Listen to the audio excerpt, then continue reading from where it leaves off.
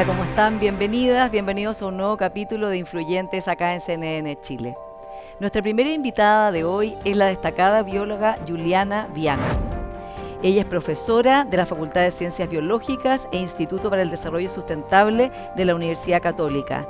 Es experta en la Antártica e investigadora de varios núcleos milenios, así como también desarrolla varios proyectos Fondesit e INACH.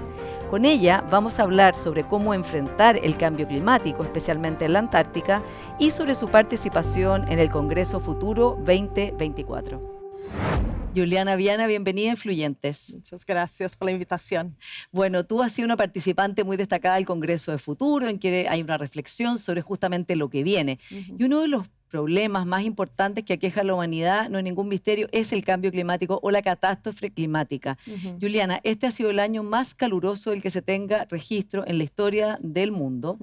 ¿A qué se debe que se esté acelerando el cambio climático a un punto incluso mayor de lo que los mismos científicos habían podido prever? Bueno, infelizmente los gases de efecto invernadero siguen siendo emitidos, ¿cierto? Seguimos con una tasa creciente de gases, de emisión de gases, y además esos gases, obviamente, si cortamos las emisiones o disminuimos, igual va a estar en la atmósfera por un tiempo.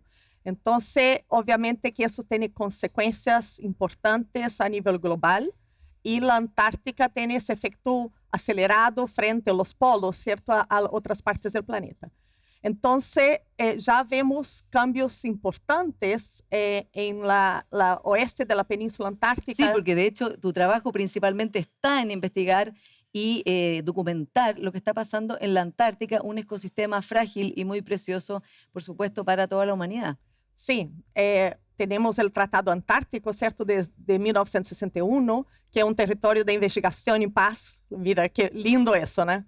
Y por lo tanto ya estamos viendo efectos. Yo trabajo en Antártica más de 10 años, indo todos los veranos trabajando con las colonias ahí, y nosotros ya vemos efectos importantes ahí. Ya vemos que hay un aumento de lluvia que afecta los pingüinos, hay unos cambios importantes a veces en los hielos, por ejemplo. Às vezes cae neve antes de establecer los nidos, por ejemplo, de los pingüinos Adelie y Barbijo. Y en el oeste de la península se están viendo disminuciones importantes de especies especialistas de krill, como el Adelie y el Barbijo están disminuyendo. Otras especies como el papúa sí están expandiendo porque son más generalistas. Y año pasado vimos un retroceso importante en las plataformas de hielo sobre el mar, donde tiene el ciclo reproductivo ahí del pingüino emperador, ¿cierto? Que necesita, se reproduce encima de la plataforma de hielo y por lo tanto sus crías están ahí y necesita esa plataforma de hielo hasta el final de la temporada para las crías cambiar el plumaje e ir hacia el mar. Sí, o sea, está alterándose todo el ecosistema, bueno, de las especies que viven en la Antártica, particularmente de los pingüinos, ¿no? Que estás estudiando tú. Juliana, más allá de lo específico que tú estudias, que es muy importante, ¿cómo una científica como tú, una doctora en biología con tanta experiencia, una profesora, ve que frente a su vista, está alterándose este ecosistema que cubre, que estudia, y que la humanidad, sabiendo todo lo que ya sabemos respecto del cambio climático, hace tantos años además que la ciencia está hablando y diciendo esto va a pasar, estos son los umbrales, y se traspasa un umbral tras otro umbral sin que realmente se ponga una decisión global para enfrentar esto como sería cero emisiones, que hay que alcanzarla más o menos rápido. ¿Cómo lo vives tú como científica? Bueno, es súper difícil cambiar, ¿cierto? Los hábitos diarios y la rutina y la vida que llevamos hoy en día. Pero con los cambios que estamos viviendo ahora, que está afectando a las personas directamente, ¿cierto?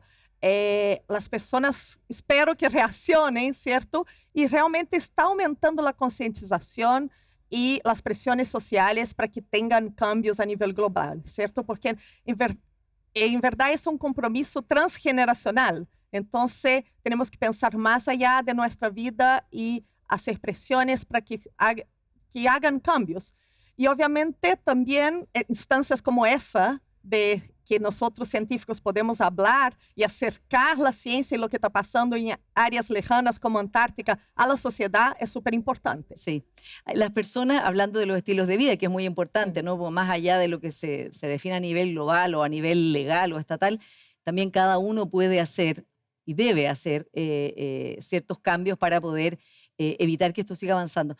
Pero también pasa que hay como un desánimo ambiental, como una fatiga ambiental, que varios expertos han diagnosticado en el sentido de que se ve como algo tan inabordable para las personas que dicen, bueno, ¿qué saco con hacer yo cambios en mi vida y a lo mejor, no sé, consumir menos, por ejemplo, usar más el transporte público, usar menos el auto, viajar menos en avión, reciclar más, en fin, todas las cosas que uno puede hacer, si al final que el planeta se descarbonice, ¿no? Y lleguemos a emisiones cero depende de la decisión no solo del gobierno del propio país, sino de grandes gobiernos y de países como China o India que no quieren tampoco evitar que su población tenga acceso a un consumo que no tienen hoy día y que ellos consideran que ¿por qué los países desarrollados pueden tener ese nivel de consumo y no ellos, ¿no? Y por qué ellos van a pagar entonces el costo del cambio climático cuando fueron los otros países los que se industrializaron y entonces contaminaron, etcétera, etcétera. ¿Cómo se logra evitar esa fatiga, ese cansancio que hace que las personas finalmente digan, bueno, ya esto como que no tiene mucha solución? Sí, la inmovilización, ¿cierto?, frente a las noticias negativas es real y ojalá no ocurra. Yo creo que la presión social Chile ha demostrado que ha parado, né, proyectos grandes que ha tenido impacto grande, que podría haber tenido impactos grandes en el medio ambiente, y yo creo que la sociedad tiene ese poder. Entonces, yo creo que, y ya históricamente, ya tuvieron políticas internacionales, como por ejemplo las emisiones de gases que destruía el ozono, ¿cierto? Sí. Hubo toda una campaña global. Tuvo una campaña y tuvieron acuerdos internacionales y lo frenaron y lo retuvieron. Entonces, esas son noticias positivas y que realmente la sociedad puede tener un impacto grande en eso. Entonces, y en relación a obviamente, los países industrializados que tienen mayor emisión, yo creo que cada uno tiene que hacer su parte. Pero países como China están desarrollando mucha tecnología y están cambiando. Hoy día tienen una industria de autos eléctricos importantes y están frenando sus emisiones, están estancando sus emisiones.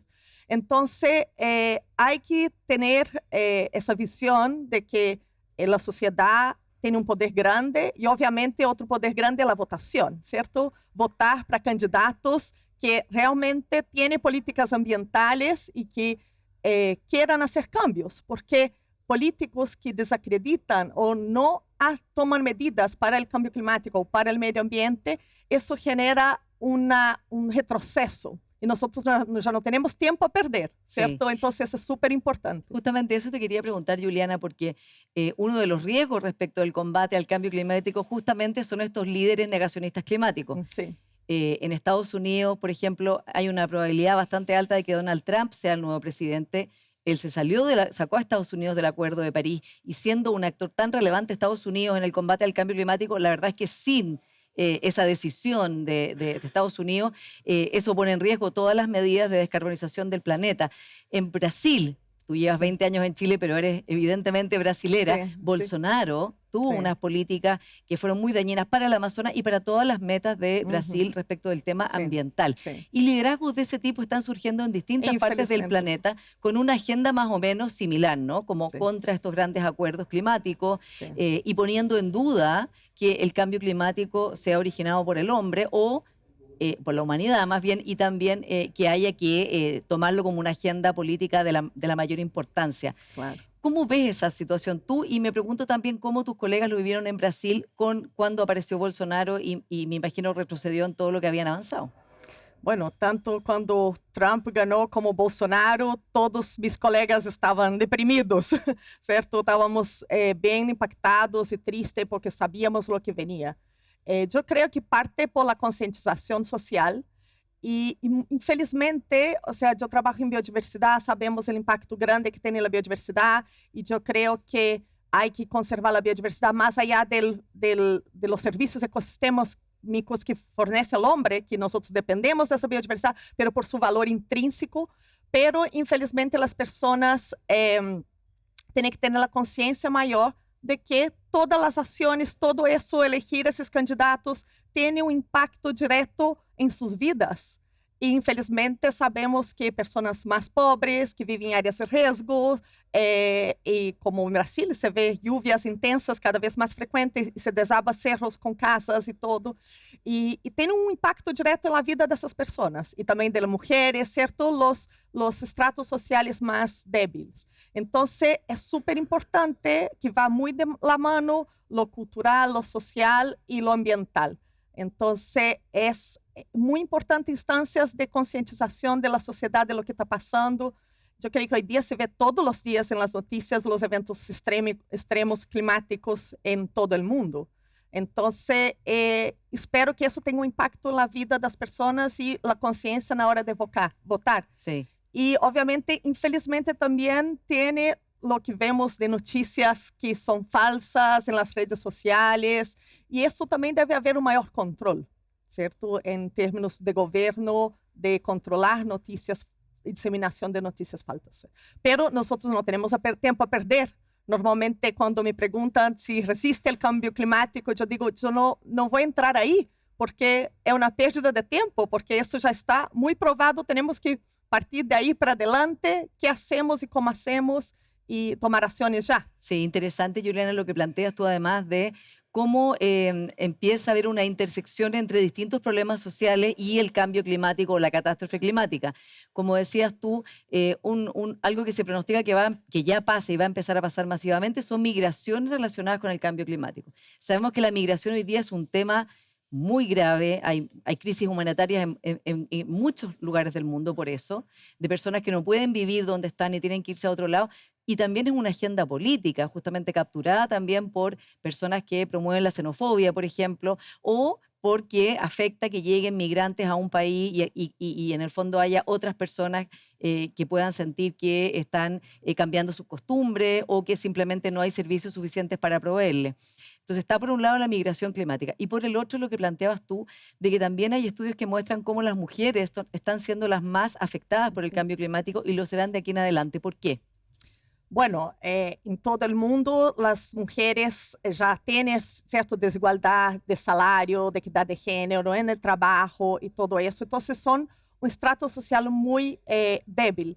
Yo quería asociar ese tema de las migraciones y el cambio climático, el que mencionaste, con el tema de que somos ya más de 8.000 millones de personas. Entonces, como mencionaste antes, los cambios que debemos hacer, nosotros claramente tenemos que cambiar, ¿cierto? La tecnología, personalmente las políticas públicas, pero también hay que tener políticas en ese sentido, de natalidad. O sea, hay países que ya tienen, o sea, desincentivos, ¿cierto?, a tener más hijos, y nosotros también no podemos seguir siendo más en el planeta. Claro, y ahora, las mujeres, sí. volviendo a las mujeres es que cargan con eso, ¿cierto? Con los hijos, con la sociedad, y que hay un impacto importante en su modo de vida. O sea, sabemos que el cambio climático va a generar más sequías, va a generar cambios climáticos extremos y va a impactar los ambientes costeros, aumento del nivel de mar, va a disminuir muchas veces la biodiversidad, la productividad primaria y el alimento. Por ejemplo, el cambio climático aumenta la acidificación de los océanos, por ejemplo, animales con conchas, como los moluscos, ¿cierto? Se van a desaparecer. Y eso tiene una serie de implicancias, ¿cierto?, en la biodiversidad que va a tener un impacto en la sociedad y directamente, obviamente, en las mujeres. Sí, es muy interesante el punto. Ahora, la natalidad ha ido bajando en los países desarrollados y de hecho Chile tiene hoy día una tasa de natalidad de 1,3 hijos por mujer, que es muy bajo y que está muy bajo la tasa de reemplazo, que es 2,1.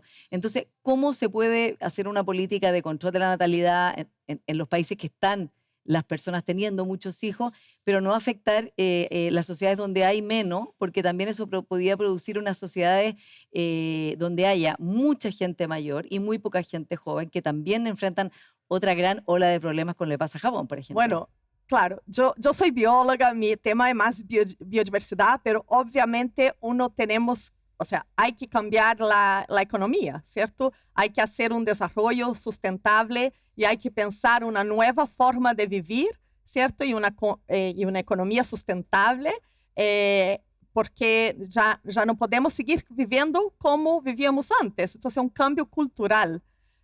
Então, obviamente, não há que pensar... Obviamente, eu vi entrevistas anteriores que hablaba de la baja natalidad y salían los economistas, que yo digo que un poco economista del pasado, diciendo sobre realmente la jubilación y temas como esos. Pero hay que hacer un cambio completo de la forma de vivir de la sociedad. Sí. Juliana, hablemos de tu área de estudio, que eres muy destacada estudiando la Antártica, lo que pasa en ese ecosistema. ¿Qué cambios, tú decías, estamos viendo ya cómo se alteran los lugares donde nidifican los pingüinos, por ejemplo, y también donde otros lugares se van derritiendo, para decirlo en lenguaje simple, ¿no? O donde hay lluvia cuando debía haber habido nieve. De todo lo que has visto tú allí, ¿qué es lo que más te ha impactado? Y también te quiero preguntar si mostrar la belleza de la Antártica, por ejemplo, de este lugar, tanto las especies animales que viven ahí como este paisaje maravilloso, a través del turismo, como hay cruceros de turismo que van, ¿ayuda a proteger eso? ¿Ayuda a combatir el cambio climático y su efecto? ¿O degrada y también entonces es un problema adicional? Bueno, sí, mi área de investigación, yo utilizo la genómica, ¿cierto? La genética como herramienta para saber procesos evolutivos del pasado de especies como pingüinos y otros vertebrados, y también ver cómo esas especies van a responder al cambio climático y cómo van a comportarse hacia el futuro. Entonces, usamos también herramientas como ecológicas, como utilizar transmisores satelitales para ver a las áreas que los pingüinos utilizan, que también, además, esas especies se alimentan de krill y nosotros estamos competindo además con el krill. O sea, el krill está disminuyendo con las plataformas de hielo, porque el ciclo reproductivo del krill es debajo de las plataformas de hielo sobre el mar, y además el hombre extrae krill en la Antártica. O sea, entonces toda esa información ayuda a crear áreas protegidas y delimitar eso. Claramente, hay turismo en Antártica, es importante visibilizar la fauna nativa, todo lo que está pasando en Antártica, pero el turismo también es súper regulado. Ahora tenemos un tema importante con la influenza aviar, que mató muchísimas aves en la costa de Chile y Perú, y ahora está llegando en Antártica, probablemente ya está, ya encontramos ahora en el verano una colonia con muchas escuas, que son las aves cafés que se alimentan de los pingüinos muertas, y probablemente influenza. Nosotros estamos analizando ahora esas muestras. Entonces hay una regulamentación muy grande del turismo. Por ejemplo, en ese minuto no pueden colocar nada en el piso, todo tiene que ser súper esterilizado, las botas, cuidado para no introducir especies nuevas en Antártica. Ahora, obviamente, con el cambio climático, la expectativa es que aumente la vegetación y que quizás lleguen nuevas especies antárticas. Entonces, hay que prevenir eso, porque obviamente puede depredar especies nativas, competir con especies nativas. Entonces, hay una regulamentación muy grande, y normalmente el turista que llega a Antártica tiene una conciencia ambiental grande, ¿cierto? Sí. Personas que quieren ir a áreas remotas como Antártica a visitar. Y realmente impactante, así, tú llegas a Antártica, tú ves animales que no tienen miedo del hombre, ¿cierto? Como aquí en la costa de Chile, que tú ves, tú se acerca a un animal, ellos salen en toda parte del mundo, ¿cierto? Allá los animales no tienen miedo del hombre, lo que es muy importante, claro, muy impactante eso y muy bonito. Claro, porque es como un santuario, ¿no? En que está todo protegido, y deben estar claros de que no hay depredadores, ni animales, ni humanos sobre ellos. Es interesante eso que plantea Juliana, porque uno se empieza a imaginar la Antártica con otra vegetación, dices tú, quizás van a llegar otras especies. Es como que hay que pensar que la Antártica de aquí a un plazo va a ser muy distinta de la que es hoy día, así como va el avance del cambio climático, o sea, con un paisaje, no el que todos tenemos en nuestra mente, blanco, inmaculado y solitario. Sí, así es. Las proyecciones para el cambio climático en Antártica muestran que van a aumentar la vegetación, ¿cierto? En varias áreas ya está aumentando. Pero infelizmente el problema es la extinción de especies, ¿cierto? La extinción de especies es para siempre, y hay especies que están en alto riesgo. Ahí en la península, por ejemplo, está restringido en la península. Hay una otra isla, Bouvet, el pingüino barbijo. Es una especie que está solo en esa región y está decreciendo rápidamente con la disminución del krill. Entonces, esos cambios, ¿cierto? La llegada de posibles depredadores, como un cangrejo que si llega va a depredar especies marinas antárticas. Entonces, esos cambios están ocurriendo muy rápidos y, por lo tanto, lo miedo es que las especies no pueden responder a la misma velocidad a esos cambios ambientales. Sí. Entonces, hay diferentes proyecciones de aumento de lluvia, disminución de las plataformas de hielo, aumento de la acidificación. Entonces, son factores que va a cambiar completamente el paisaje antártico. Juliana, y una última pregunta porque se nos acaba el tiempo. ¿Cómo ves a Chile dentro de todo este desafío del cambio climático? Por un lado, hemos tenido buenas noticias este año en que Chile ha sobrepasado sus metas de descarbonización, o sea, ha cumplido más aún de lo que se había planteado. Sabemos que tenemos la posibilidad de desarrollar litio y hidrógeno verde, que son elementos fundamentales para la transición energética que necesita el planeta. Y vemos también un gobierno que está comprometido, un gobierno ecológico, ¿no? El primer gobierno ecológico de nuestra historia. ¿Qué es lo que Chile debiera hacer prioritariamente de aquí en adelante, teniendo ya estas ventajas sobre sí? Bueno, Chile va por un muy buen camino. Como dijiste, es un país, gobierno súper comprometido con el cambio climático y con la investigación antártica también. Es súper importante tener investigadores que trabajan en el área activamente, como la Maísa Rojas como ministra y liderando ese proceso. Y obviamente están aumentando mayor fuente de emisión de carbono en Chile, es prácticamente, históricamente, la generación de energía. Y eso está cambiando, ¿cierto? La generación de energía como solar, eólica, ha aumentado y eso tiene un impacto a nivel global y obviamente Antártica.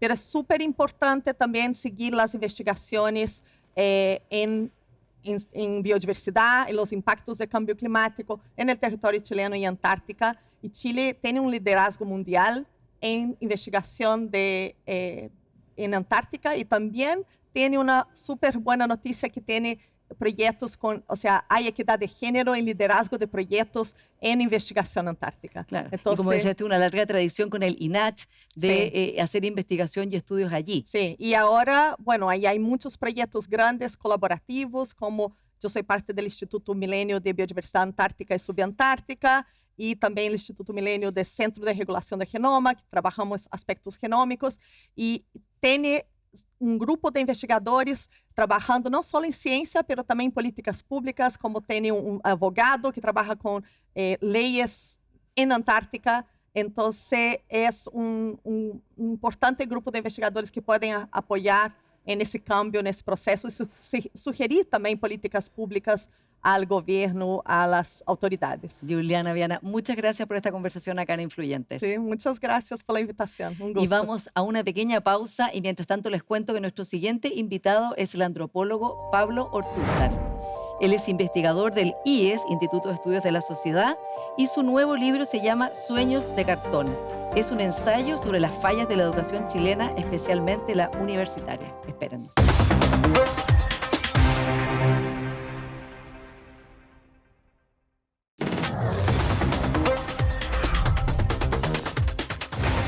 Ya estamos con Pablo Ortúzar, quien acaba de presentar su libro Sueños de Cartón. Bienvenido, Pablo. Muchas gracias. Esta vez viene con pantalones largos y chalas. O sea, sin chalas, me aseguré de eso. Sin chalas y sin calcetines, como la otra vez que estuviste en Influyentes, que fuiste trending topic. Así que ahora con zapato y con pantalón. Así es. Pablo, este libro Sueños de Cartón, tú acá te dedicas a analizar en este ensayo la educación en Chile, especialmente la sobreoferta de títulos universitarios, y haces una mirada también del Frente Amplio y sus políticas educativas, pero también de los últimos 30 años. Tu tesis acá es que la peor sombra de los 30 años es la educación. Tan así es, Pablo, que ha habido tantos errores, porque estamos hablando de gobiernos de distintos signos, que se han equivocado tanto en la educación en Chile. Yo creo, en particular me centro en el caso de la educación superior, pero la verdad es que el desastre se desparrama por todos los niveles educativos. Yo creo que sí, creo que sobrecargamos la educación de expectativas y al mismo tiempo la estrangulamos en términos de su capacidad para responder a esas expectativas. Y eso se ve retratado, creo yo, hoy día en el proceso de banalización de los títulos de pregrado universitario.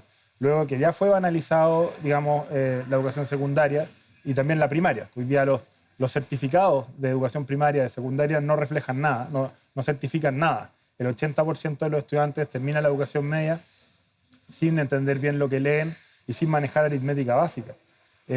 Y ahora estamos trasladando ese problema a las universidades de manera muy acrítica y sin que nadie lo discuta. Sí. Vamos a ver acá además, vamos a ir por parte, porque tú vas describiendo distintos momentos, ¿no? De partida, partes diciendo que para ti la política del CAE es lo que es, digamos, definitivo, decisorio a la hora de que empiece lo que tú llamas como una inflación de títulos universitarios. Sí, el CAE en el fondo genera da inicio a un proceso de sobreoferta de credenciales universitarias, pero tiene una razón. Si en el fondo el PNUD en su informe del 98 mostraba que se estaba gestando un malestar, ¿cierto?, en las clases medias chilenas, que se vive en una realidad sumamente frágil, demasiado ricas frente al Estado y demasiado pobres frente al mercado. Una tierra de nadie donde uno se tiene que sustentar a partir de principalmente endeudamiento. Y después de la crisis subprime empiezan a generarse una crisis importante, a gestarse una crisis importante en ese mundo. Pero antes de eso, ya Ricardo Lagos responde, ¿cierto?, a este informe del PNUD con dos políticas que son distintas, que buscan asegurar, darle cierta seguridad a este segmento. Una es el CAE y otra es el auge. Pero son políticas muy distintas. Que tú valoras mucho el auge. Dices que una es la mejor y la otra es la peor. Es que, claro, el auge lo que hace es redistribuir concretamente, redistribuir oro, si uno quiere, mientras que el CAE lo que redistribuye son billetes. Y ahí llega un paralelo con el tema de la inflación monetaria, porque en el fondo hoy día a los políticos se les quitó, ¿cierto?, la imprenta de billetes, el Banco Central es autónomo y ellos regulan, ¿cierto?, la política monetaria, pero la imprenta de títulos no. Y la verdad es que funcionan bastante parecidos. En el pasado y en otros países muchas veces se ha recurrido a la inflación, a imprimir billetes, como una forma a la inflación por razones políticas, políticamente inducida, digamos, como una forma de lidiar con problemas sociales, con coyunturas políticas de las que no se ve una salida fácil. Albert Hirschman habla de una válvula de escape, de la inflación como válvula de escape. Y creo que en fines de los 90 y comienzos de los 2000 se utilizó el acceso a la universidad como una válvula de escape al malestar social que estaba comenzando a hacerse presente. Pero el problema es que esto patea, ¿cierto? Patea la crisis hacia adelante hasta que cae. Y muchas veces vuelve con una venganza, digamos. Pero también pensando, digamos, en el CAE y lo que ha pasado después, la verdad es que también era una política importante y se hizo en su momento así, pensando en dar mayor acceso, o sea, que no solamente un grupo muy pequeño de los jóvenes pudieran ir a la universidad. O sea, había también, digamos, una dificultad que hacía que la élite universitaria prácticamente fuera endogámica, más la que llegaba de los colegios, digamos, de los liceos emblemáticos, con muy poco acceso al mundo profesional, que sí, muchos estudios muestran que tener un título sí te ayuda a avanzar tu nivel de ingresos, tus posibilidades económicas, si es que consigues trabajo, por supuesto, con eso, ¿no? O sea, no estoy desconociendo el hecho que tú dices, bueno, muchos no van a tener trabajo. Entonces, había una realidad ahí que en el gobierno del presidente Lagos dice, bueno, va a haber un acceso amplio acá, y también, claro, quedó en esas tasas de interés el préstamo del CAE, porque eso fue lo que hubo en su momento, ¿no? Claro, o sea, 6%. Eso fue lo que se pudo conseguir ahí, no se pudo conseguir más. Luego se bajó al 2% después del 2011, pero es importante detenerse en que efectivamente, y lo digo en el libro, en ese momento había muy buenas razones para pensar, y muchos economistas lo decían, que esto era una excelente política pública, casi demasiado buena para ser verdad, porque el Estado no tenía que invertir sumas millonarias. Políticamente el presidente Lagos podía pensar que pasaba la historia como un Pedro Aguirre Cerda o un,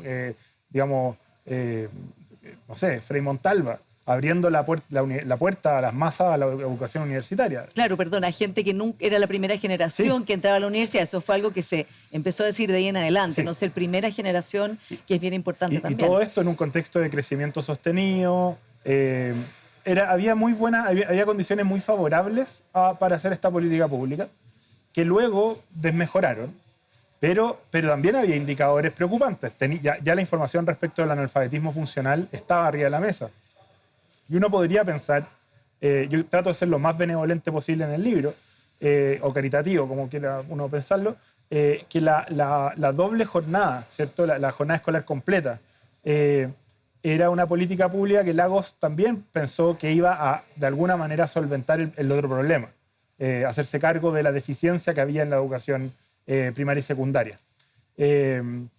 Pero la verdad es que no tuvo los resultados que se esperaban, y la masificación de la universidad vino con el costo de saturar ciertas áreas de la economía, lo cual comenzó a generar que muchas de estas personas no es que no solamente no encuentren trabajo con el título, sino que los trabajos que empiezan a encontrar son trabajos que están muy por debajo de las expectativas de la persona que estudió, tanto a nivel de sueldo como a nivel de prestigio social. Claro. Entonces, ese es el fenómeno de la inflación de títulos.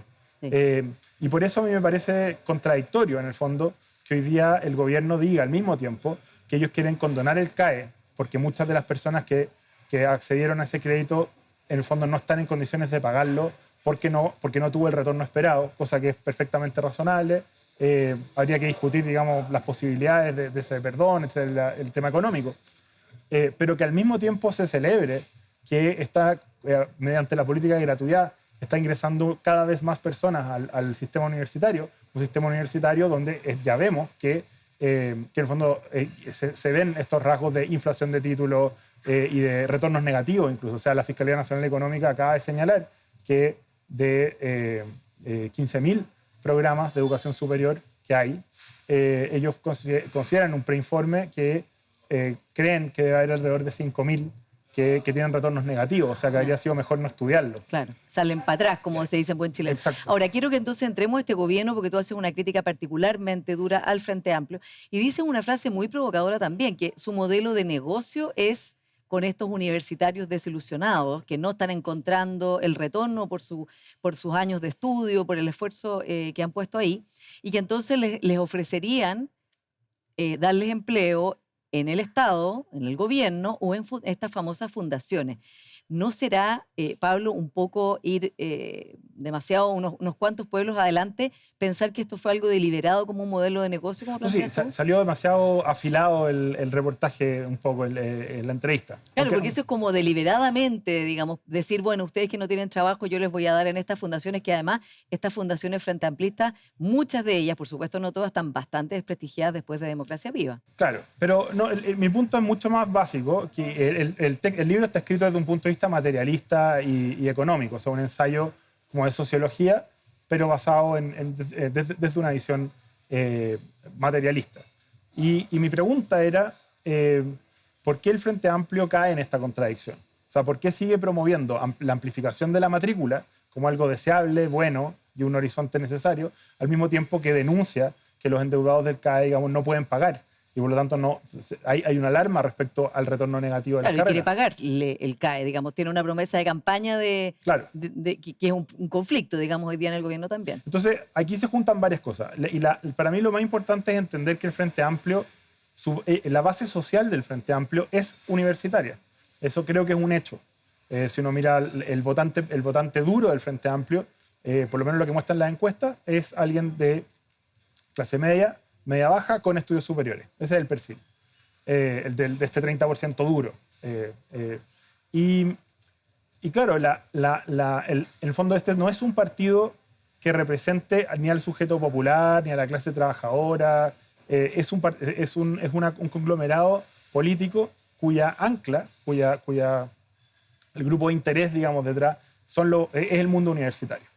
Entonces, ahora no estarán todos desilusionados de la universidad. No, sí, eso no es tan simple, creo yo, el modelo. Pero sí, si eso es así, si se concede ese punto, entonces uno puede subir a otra hipótesis, que es la hipótesis de todo grupo de poder, ¿cierto? Y todo grupo de poder económico, de poder político, intenta reproducir las condiciones de su existencia, obviamente.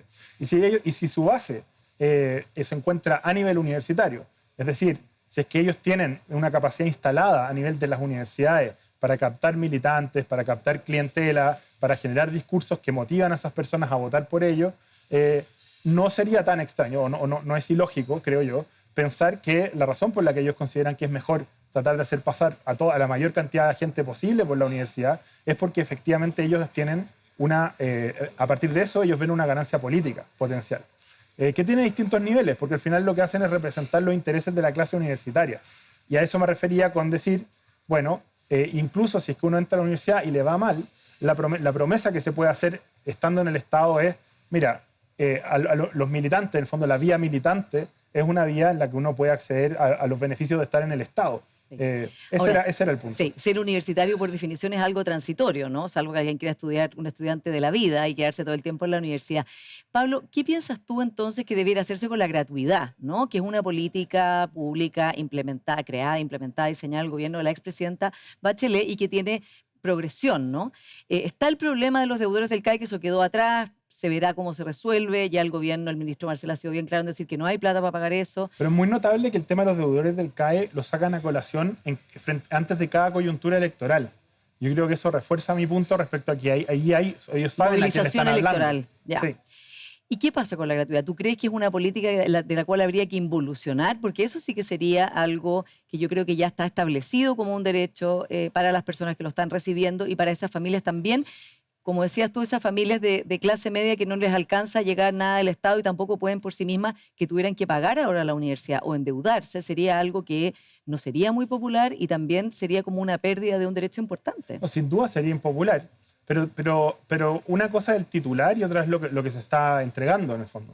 Y ese es el problema con los certificados de valor. Si yo digo, mire, el problema de esta sociedad es que hay mucha desigualdad económica. Entonces lo que yo voy a hacer es imprimir billetes y regalárselo a la gente que no tiene tanta plata. Lo que eso va a generar a corto plazo es devaluación de la moneda, ¿no? Inflación, ¿cierto? Porque eso pasa cuando yo imprimo plata en vez de redistribuir riqueza, estoy redistribuyendo simplemente representaciones, fichas que representan valor. Y con la universidad puede estar, creo yo, que está pasando lo mismo.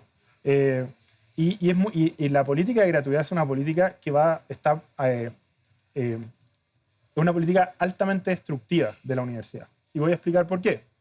¿Por cómo afecta el modelo de negocio de la universidad? Claro, pero no en términos de ingresos, sino porque, ¿qué hace la gratuidad?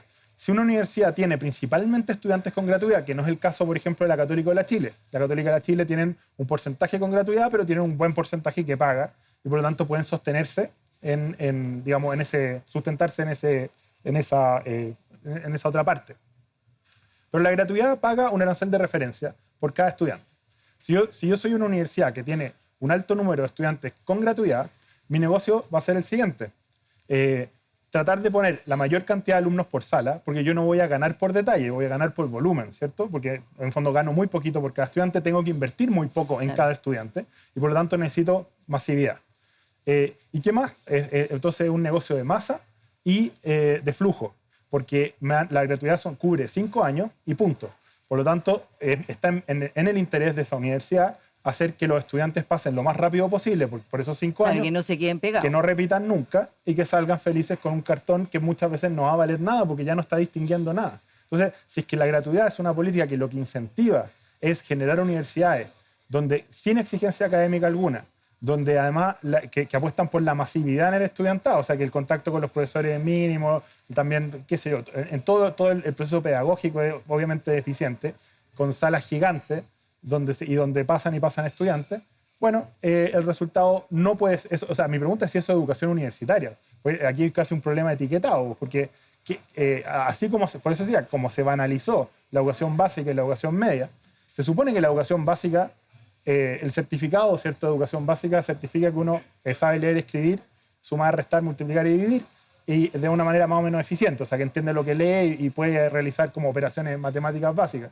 Sin embargo, hoy día sabemos que no certifica eso, pues las personas están saliendo de la media, un 80% de los egresados de la media no cumple con ese criterio. Bueno, y hay adultos que no entienden lo que leen tampoco. O sea, son adultos, pues acaban de salir de cuarto medio, 80% no entiende lo que lee, no sabe usar aritmética básica, y eso no lo Sí. estamos corrigiendo. Pablo, pero lo que estás describiendo tú primero, bueno, hay universidades que no son malas, digamos, dentro del sistema universitario chileno que es complejo, hay unas que son de muy buena calidad, que están en rankings internacionales, o sea, no hay una situación generalizada de pésimas universidades, supongo yo que tú no piensas eso, ¿no? No, pero se entiende que el modelo de gratuidad es corrosivo. Ya, ¿no será entonces que lo que hay que hacer es exigirle más a las universidades para ser universidades, ¿no? Que realmente lo que certifican sea lo que es? Pensando que además Chile para su desarrollo también necesita profesionales, necesita más médicos, más abogados, distintas profesiones y otras nuevas que entre la cuarta revolución industrial, la inteligencia artificial, vendrán nuevas profesiones que tomarán el relevo de otras que van a quedar obsoletas. Entonces, la pregunta es, lo que planteas tú es volver atrás a cuando entraba una porción muy pequeña de los chilenos a la universidad, porque se ve, o más bien que el sistema se exija más, mejore más y que los títulos realmente valgan y no sean, como postulas tú, inflaciones de billete, en este caso de cartones. No, obvio, o sea, obviamente lo que Chile necesita es, si queremos avanzar hacia una economía más compleja y ser un país más desarrollado, necesitamos poner más gente en la universidad, pero no solo en la universidad, ese es otro punto importante. Claro. O sea, si insistir en poner todos los huevos en el canasto universitario, es absolutamente subdesarrollado. Y además una herencia colonial, a los que les gusta el decolonialismo. Porque esto es como, es usar la universidad como si fueran títulos nobiliarios. Los países realmente desarrollados, obviamente, son complejos y por lo tanto, en buena medida requieren, por ejemplo, personas capacitadas en el ámbito técnico, Claro, de alto nivel, así como en otras profesiones, digamos, e intereses, oficios, etc. Y en el caso chileno, lo que yo no pretendo, digamos, armar una receta de cómo arreglar el problema, pero entiendo que sí es un problema que las personas terminen la educación media sin entender, el 80% sin entender lo que lee y sin manejar aritmética básica, que además refleja algo que es muy... en el fondo eso no significa en ningún caso que esa persona sea tonta o no, digamos, no posea inteligencia alguna. En ambos casos, lo que son indicadores de poca capacidad de razonamiento abstracto, básicamente. O sea, tener poca comprensión de lectura y manejar mal la aritmética es reflejo de una discapacidad o poca capacidad de pensamiento abstracto, lo cual no afecta, obviamente, la inteligencia en general. Pero la universidad, y especialmente las carreras que están sobrepobladas, son carreras que justamente dependen del manejo de razonamiento abstracto. Entonces, lo que estamos haciendo es algo que en verdad no tiene sentido. sí. Pablo, como tú dices, esta es una sombra de los 30 años. Esos 30 años incluyen 2 gobiernos de derecha o de centro derecha, los 2 gobiernos del expresidente Sebastián Piñera. Tú también eres bien crítico con la derecha. En la entrevista en La Tercera dijiste que a la derecha no le interesaba la educación y que se habían equivocado en muchas cosas, incluido en no estar interesados en redistribuir, lo cual parece que sigue siendo así porque mucho interés en la redistribución hoy día no está en la agenda pública de la derecha o la centro derecha. Sí, ¿Cómo lo ves? sí. O sea, ¿por qué eres tan crítico de la derecha? ¿Y qué pasó en los 2 gobiernos del expresidente Piñera que a tu juicio no se avanzó, no se mejoró la situación de la educación en todos los niveles que estás describiendo? Sí, eso también creo excesivamente duro, porque hay más gente en la derecha que le ha interesado la educación, aparte de Gonzalo Vial. También hay esfuerzos interesantes en ese sentido. Pero es cierto que, por ejemplo, respecto a la inflación de los títulos universitarios, la derecha fue parte del acuerdo, digamos, que nunca objetó lo que estaba pasando. Y además es evidente que hay muchos sectores de la derecha, así como de la izquierda y de todos lados, digamos, que tenían intereses creados en el ámbito de las universidades. Eso es clarísimo. En el negocio universitario. Por razones políticas o económicas, o políticas y económicas. Digamos. Estaba hasta el Partido Comunista con la ARSIS, que después reventaron, digamos, etc.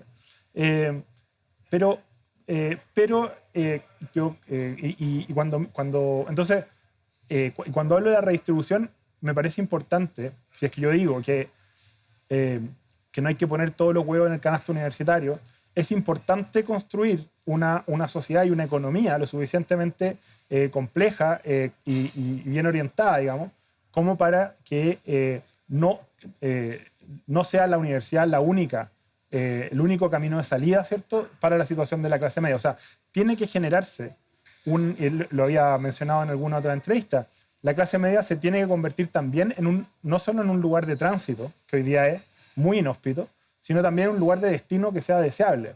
Y para eso es evidente que necesitamos mejorar la retribución, tanto a nivel de prestigio como económico, de muchas profesiones que hoy día están subvaloradas simplemente porque no son... O mal pagadas, por ejemplo. Subvaloradas, muy importante, claro, exactamente. Subvaloradas socialmente y económicamente. Volviendo a los gobiernos en que gobernó la derecha o la centro-derecha, ¿qué legado dejaron esos gobiernos? O sea, ¿cuál es el legado de la derecha gobernando en democracia, no en dictadura? No, yo creo que el gran legado de los gobiernos, de los dos gobiernos de Sebastián Piñera, si hubiera que jugarse por uno, tendrían que ser los liceos bicentenarios. Y lamentablemente, y claro, y los liceos bicentenarios son un intento de contrarrestar el ataque a la idea de selección y de espacios educacionales de alto rendimiento que se le ofrecía como principal ascensor social a las clases medias y que fueron aniquilados, digamos, durante el segundo gobierno de Michelle Bachelet por la ley que prohibía la selección y terminaba, digamos, con, entre comillas, los privilegios que tenían estas instituciones. Cosa que, mirada en retrospectiva, creo yo, fue un error y se basó en información incorrecta, además. Se hablaba del efecto Pares, esta idea de que los estudiantes, en el fondo, cada estudiante era simple reflejo del capital cultural del hogar y además que se contagiaba como por osmosis ese conocimiento. Sí. Y por lo tanto, si yo redistribuía a los cabros con más capacidades, se iban a contagiar los demás. Ahora, solo una intervención. Nicolás Izaguirre, que es autor de la famosa frase de los patines, que él dice que tiene otra connotación que la que normalmente se ocupa, pero bueno. Nunca he explicado cuál. Pero... Sí, él dice que es injusto decir que por la ley de inclusión, por ejemplo, los liceos emblemáticos están sacando mal resultado en la PAES o no aparecen en el ranking, porque la primera generación que ingresó con inclusión va a dar la PAES el 2025. O sea, que las generaciones de ahora que están dando la PAES entraron no bajo la ley de inclusión. No, pero la destrucción de los liceos emblemáticos sí ocurrió a partir de lo que se hizo durante el gobierno de Michelle Bachelet, más una mezcla de otros factores. Sí, porque los oroles blancos, ¿qué tienen que ver con la ley de inclusión? No, nada, pero eso no es el único factor que terminó con el Instituto Nacional. Porque aquí lo que se hace es desfinanciar, o sea, lo que se hace no es un tema solo de selección, sino de desfinanciamiento, se destruye la estructura que conservaba, como decía, estos privilegios que tenían estos colegios. Y era una estructura que funcionaba, lo sabemos. Pero lo que pensaba Nicolás Izaguirre y los que hicieron esta reforma, como decía antes, era que en el fondo el rendimiento del estudiante era simple función de clase social y familia. Y por lo tanto, implícito en eso también hay un enorme desprecio al profesor. El profesor no tenía ninguna función relevante en la sala. O sea, los estudiantes ya venían con un capital cultural supuestamente desde la casa y ese capital por osmosis, digamos, se mezclaba en la sala. El profesor no cumplía ningún rol. Ese desprecio por el profesor lo estamos pagando también muy caro. Es lo que destaca Daniel Mansuy en su libro ahora. Claro, la crisis de autoridad, ¿no?, que tiene el profesor. Claro, porque la figura del profesor se pasa por encima, se vuelve irrelevante. Bajo ese modelo, si hubiera sido cierto los supuestos bajo los cuales se realizaron las reformas durante HL2, el rol del profesor es nulo. Y eso es lo que ellos postularon. Y los resultados que estamos viendo yo creo que muestran que estaban equivocados. Y sería muy bueno, ahora que quieren diálogo y ponerse de acuerdo, buscar acuerdos, que fueran capaces, por el bien del país, de reconocer que estaban equivocados. Por lo menos en el tema del efecto Pares, que lo usaron como gran caballo de batalla en ese debate, es falso, está demostrado que es falso. Y lo que estamos cosechando es en buena medida el efecto de haber hecho políticas públicas en base a supuestos falsos. Claro, y ahí da para mucho debate porque evidentemente desde el lado de quienes hicieron la nueva educación pública tienen otras ideas, pero es un interesante debate. Y la última pregunta, pues nos queda un minuto. A raíz de lo que has reflexionado acá, Pablo, es evidente que si hay un problema que a tu juicio atraviesa 30 años y 4 que llevamos desde el 2020 en adelante, para salir de acá se requiere un acuerdo completamente amplio y a través que dure décadas y que solucione problemas de décadas en todos los niveles que has planteado. ¿Tú ves la posibilidad muy corto de que haya una capacidad en la clase política actual, de derecha, de izquierda, de centro-derecha, centro-izquierda, de ponerse de acuerdo en una política de educación de Estado que solucione todos estos desafíos que estás planteando tú? Yo lo veo muy difícil, especialmente si no hay honestidad a nivel de políticas públicas. Y aquí el debate más importante es el debate creo yo, sobre el mérito. Vamos a ofrecer a los estudiantes que tienen capacidades para rendir a un alto nivel establecimientos de alto rendimiento gratis, públicos y de calidad, o en el fondo vamos a insistir en una política que castiga o que considera que en el fondo estas personas no necesitan instituciones de alto rendimiento para desplegar estas capacidades. yo creo, por ejemplo, en el ámbito deportivo hay un consenso de que sí, las instituciones de alto rendimiento nos parecen justificadas. En el ámbito musical, por ejemplo, yo creo que también nos parece razonable que alguien que tenga estos talentos sea, digamos, los logre desarrollar en su más alto nivel. Y en el ámbito educacional, extrañamente, nos causa un problema. Pero yo entiendo cuál es el problema, pero necesitamos, creo yo, por el bien del país, necesitamos diversificar las élites, y para diversificar las élites se requiere un modelo basado en estructuras de mérito, haciéndonos cargo de los problemas de la meritocracia como ideología, pero no descartando el mérito definitivamente, que yo creo que Carlos Peña en su libro sobre este problema, respondiendo a Sandel, hace muy bien el punto, digamos, de por qué descartar por completo el mérito en sociedades democráticas erosiona, ¿cierto?, los fundamentos mismos del orden democrático y liberal. Sí, y da para una enorme discusión que espero que tengamos después. Pablo Cruzer, muchas gracias por esta conversación. Muchas gracias. Y a ustedes, como siempre, muchas gracias por su sintonía y nos encontramos el próximo domingo.